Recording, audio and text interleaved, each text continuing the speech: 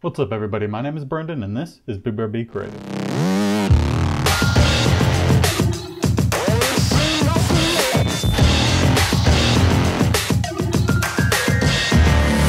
Welcome back everybody to another landscape photography video. Today, as you probably saw with the thumbnail, it's going to be focused more on editing, and I'm going to be showing you basically one tip or one way that you guys can edit that's actually going to really improve your overall landscape photography editing. And it all comes down to just kind of switching up or thinking about how you edit a little bit more. So as a pre-base, before we actually jump on into editing and me showing you this trick, there's kind of two different ways that you can edit. And that's going to be global editing and local editing. Now, a lot of people, typically they do global editing. When I first started, that's all I did. I didn't really think about doing local editing. And if you don't really know what these terms mean, basically global editing means of the entire photograph. You're editing everything, not going into a certain particular part of your photograph and editing that.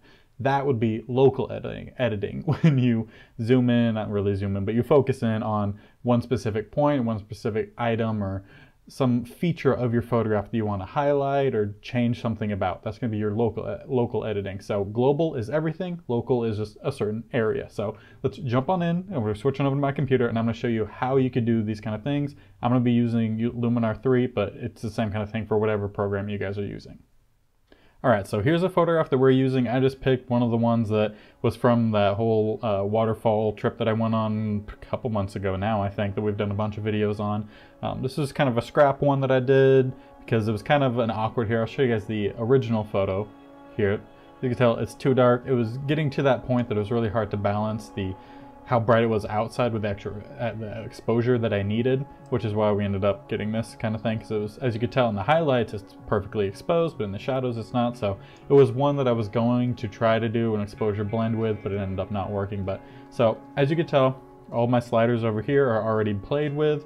That's because I already went ahead and did all the global editing. But now I want to talk about the local editing that will really help you change a lot of the way that you do, and it'll just improve your overall photo editing. So with any program that you're going to use, you're going to have masks that you could use, and that's how you're going to do your global editing. So like I said earlier, I'm going to be using Luminar 3, so I'm just going to go in and add a filter, and I want to add a brightness and contrast filter. Basically I just want the brightness, and then scroll on down. And in Luminar 3 you have a couple different options for mask. You could brush in your own mask, use a radial mask, a gradient mask, or a luminosity mask. So each one of these are going to have certain reasons or certain things you might use them. So for this image in particular, as you can tell, there's a big difference of color really as soon as this tiny waterfall hits the stream that's coming off of it. Down here is really dark, but up here pretty bright, pretty light. So we're going to use the gradient mask, and what we're going to do is we're going to drag it up to where basically this middle line of the gradient mask meets the quote-unquote horizon of the dark and light area. So we're going to put that in, and then we could start adjusting the brightness. And it'll do its thing, and we just kind of want to get it to where it looks a little bit brighter, but not too much that it doesn't look natural, because you still want your photographs to look natural. That's what people like landscape photography, because nature.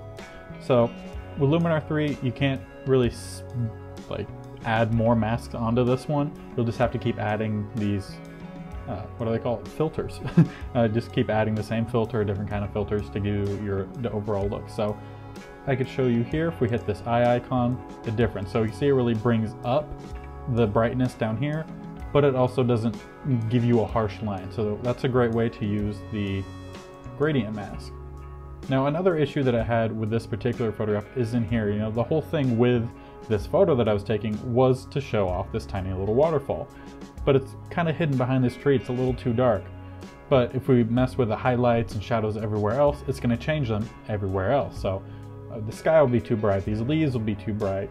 Down here you will lose the depth that you can see that it's the rock that's hanging over something. So we want to make sure that we're doing a mask for that, doing a local editing to bring that up. So like I said earlier, we'll just add another filter, do another brightness contrast one, and then it'll pop again down at the bottom.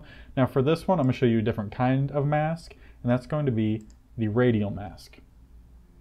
It's the same kind of thing that you do with the gradient mask. Just go ahead, click and drag it in. The only thing with this one is that you're going to want to go ahead and invert it, because with the radial mask it's going to change everything outside and then kind of dragging it. So it's kind of like a way of creating your own vignette in a way, but we don't want that. So we're going to invert it so that way we can brighten inside of that circle.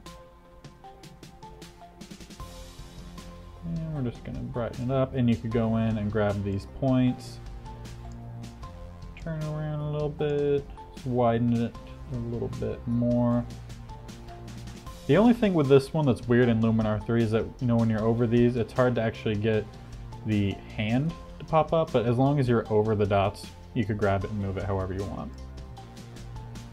And drag that up a little bit more, angle it a little bit more, and then again, we'll click on that circle. And you can really see a big difference with this one, that you're actually seeing a lot more of the waterfall now. Does it look too manufactured, I guess could be a way you could say it. It does. I'm gonna go ahead and lower that a little bit. We want it brighter, but we don't want it again to look unnatural. So we'll go ahead and hit done there. So now we've gone ahead and we've brightened up down here. We've brightened up down there. Great things you could do. Another, again, things you could do with the mask, the built-in mask. Again, we're gonna go with the brightness and contrast.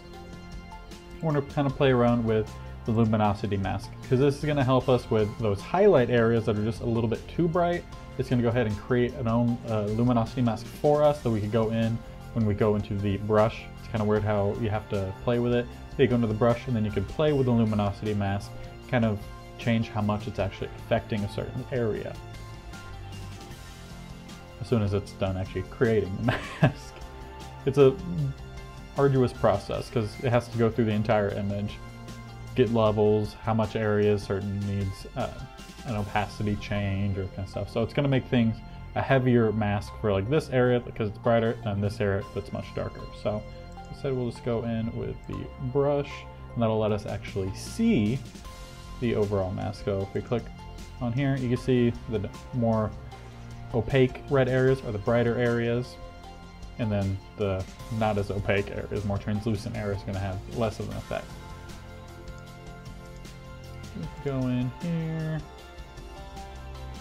and here, let's actually leave that on for a second and play with this. No, let's feather it a bit more. Hey, that wasn't done. So, because we don't really want it everywhere. Mainly we're just going more for the sky area that we're going to want to kind of darken it just a little bit. Just again kind of balance out the photo, make it look a little bit more natural. So then again, without that one,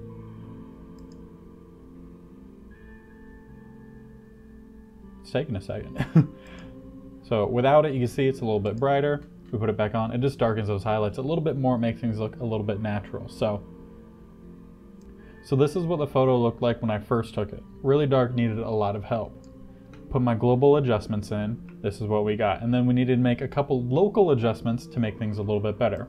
So first we started with the river at the bottom, brightened it up a little bit. I say river, it's a creek, stream, whatever you prefer to call it. And then we needed to brighten up that waterfall. Boom, did that with the radial mask that we adjusted. And then we went in with a luminosity mask just to lower those highlights a little bit more, but without making, it's kind of like a contrast adjustment. So that's how you guys can go through and adjust everything locally as well as globally to make sure that you're getting the best out of your photographs and really save, like I said here, this one really bad, couldn't really use it, but using the global and local adjusting and sliders and all that stuff to make it look more presentable, you could actually save a lot of your photographs.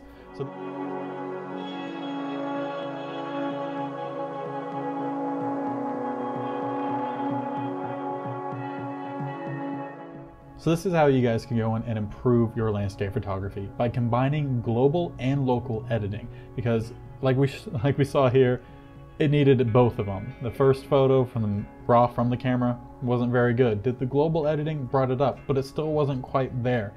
Using that local editing, we're able to actually improve the areas that needed the help without affecting the other areas. So when you guys do this yourselves, it's really gonna open up.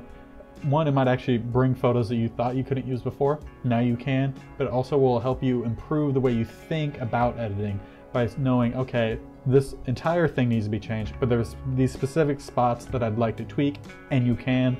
Masks are a great way to do that. There's the brush mask, radial mask, gradient mask, and then the luminosity mask. We technically used all of them, although the brush one we really just used to kind of check out the luminosity mask, but that's just in Luminar 3. There's a bunch of different programs out there. If you guys do like this one and you're wanting to get it yourself or you try it out, I have the links down in the description box below for this, so you go check it out. This isn't sponsored or anything, but I really enjoy this program, so I'm gonna go ahead and throw it in there if you guys like it as well. But yeah, those are down there. There's also a couple other links you guys could check out, and that's gonna be BigBearBCreative.com/eco apparel, where you can find the apparel that I've designed. I say apparel, there's t-shirts, long sleeves, hoodies, and tote bags, and stickers. But the actual apparel, they're all printed on eco-conscious materials. This is one of my favorite. It is the Aztec Nature one.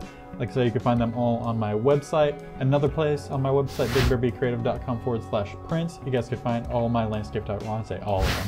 You guys can find a handful of my landscape photography prints that you guys can purchase and put them up in your office, your home, wherever it is you guys like a little bit of nature. So make sure you guys are checking those out. And if you did like this video, if you learned something and you didn't really know about local editing or you weren't really sure how to do it, make sure you guys are bear pounding that like button. It really goes a long way in telling me that you're enjoying these and to keep making more of these for you guys. I do these every Friday, unless the week was a little bit long, a lot of things going on, then it might get pushed back till end of Friday, maybe Saturday morning. And then as often as I can, I'll give you guys a photo editing video on Sundays. This was obviously a photo editing one, which means you're probably not going to get one this Sunday, but as soon as I could get those going along with the tutorials that we typically do on Fridays, I'll do that for you guys. So make sure you guys are subscribing if you guys do enjoy this kind of content.